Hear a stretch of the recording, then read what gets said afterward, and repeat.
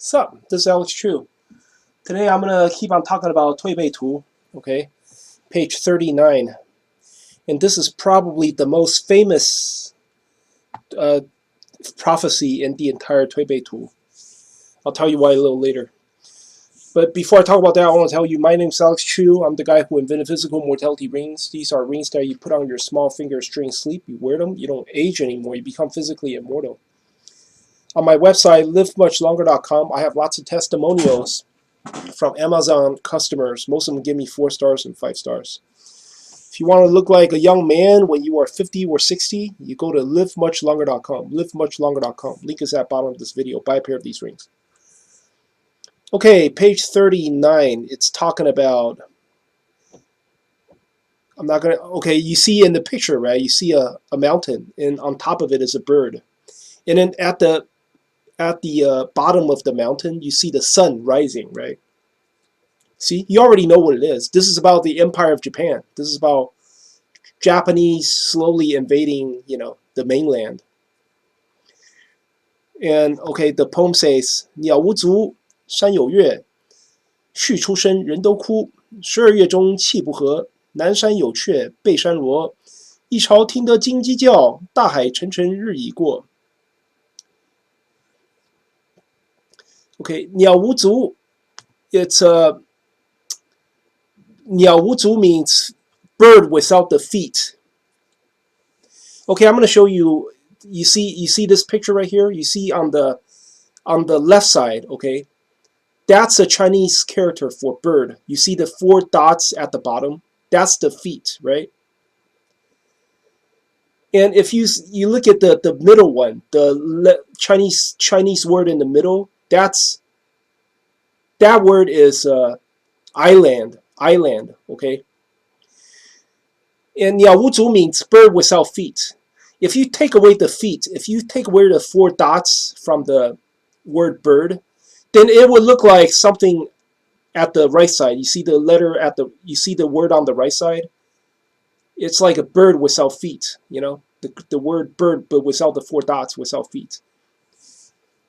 That's exactly what this is talking about. 鸟无足 is that word in the right side. But you know what? If you look at that word, the bird without the feet, that could also be half a bird or half an island, okay?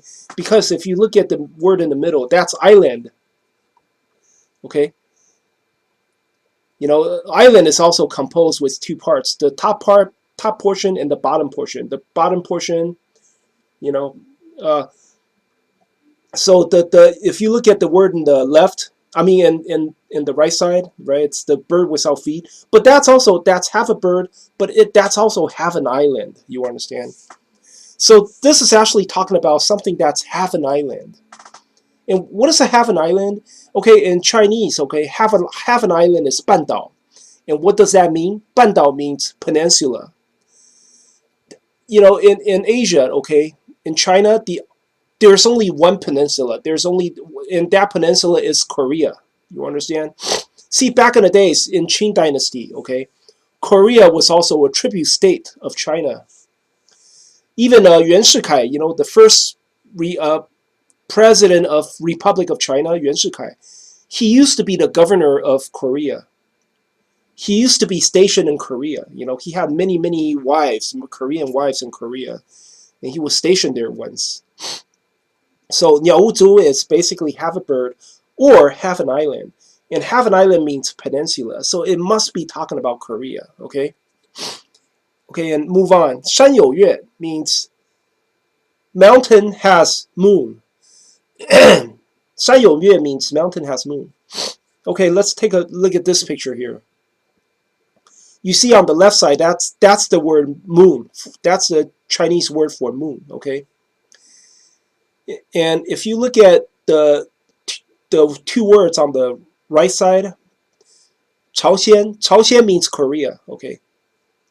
Japanese call it Chaosian. Okay, the 2 words on the right side is Chaosian. Chaosian is Korea, okay?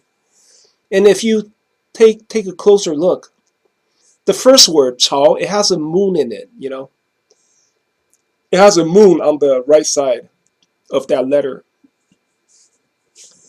山有月 is mountain has moon. Shan is basically to the Chinese. Shan is territory. It's part of the Qing dynasty's territory. Okay, so Chaosian is also part of the Qing dynasty territory, and then 山有月 means that territory has a moon in it. So Chaosian has a moon in it. You see. So this is talking about Chaosian, Korea again, right? 续出生 means when the sun just came out. Okay, 人都哭, everybody cry. When the sun just came out, everyone cries. Because the Empire of Japan, Japanese soldiers were very cruel. They committed lots of crime. When they invaded Korea and also invaded China, they committed lots of crime. Okay, let's go on. 12月中气不和, it means in the middle of the 12th month, the chi energy is not good. It doesn't, chi energy is not how do I say it? Not harmonious. No, what happened is the Annex Treaty of Korea was signed between Korea and Japan on August 22nd, 1910. This is talking about 1910. Okay, August 22nd, 1910. See, in the Chinese calendar, right? August would be like around June of in the Chinese calendar. August is the Chinese month of June. So it says 12月中去不和 means in the middle of the 12 months, right? It's not harmonious because they signed a annex treaty between Japan and Korea. 南山有雀,北山罗. This means there's a bird in the south, and then there's a bird at the south mountain, and then the north mountain is already I don't know. Luo means basically a net, net used to catch birds or catch fish. The south mountain has a bird, but the north mountain has already been netted up. What happened is Japanese, they eventually they invaded China too, right? And they took large amounts of territory from the south. They also established Manchukuo, in the north. So they took the northern territory. They also invaded Beijing, and they invaded Shanghai, and then what happened is Chiang Kai-shek, right?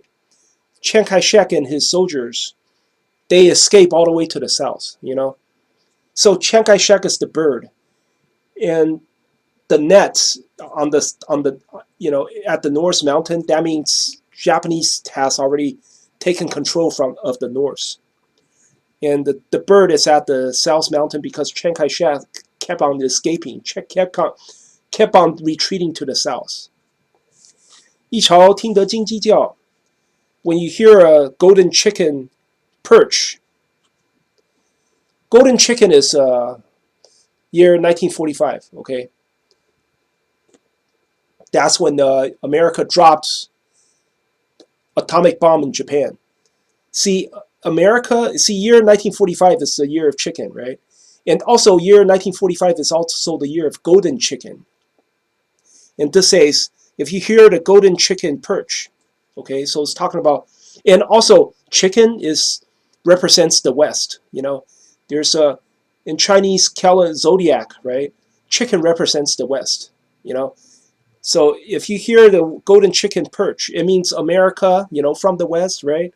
They drop atomic bomb in Japan exactly on that year, exactly at the year of the golden chicken. Okay, 大海沉沉日已过. Then the sun will sink into the ocean and everything is over. Right? So this is talking about this poem is talking about Japan started to invade the mainland by annexing Korea. And then at the end of the poem, they also told you the results of the invasion, right? See, I'm telling people, The reason why I'm doing this because I want people to see how important this Chinese prophecy is. I mean, this prophecy is so amazing. It's like from poem number 1 until poem number 56, this guy never made a mistake. He never made a single mistake. Everything came true in order. You understand? Page 1 is the past, and page 2 is always the future. And everything came true in order. How amazing is that? So God is not like what people think. God is actually very mechanical. God is sort of like a computer program. It's engineered by nature. God is 100% natural.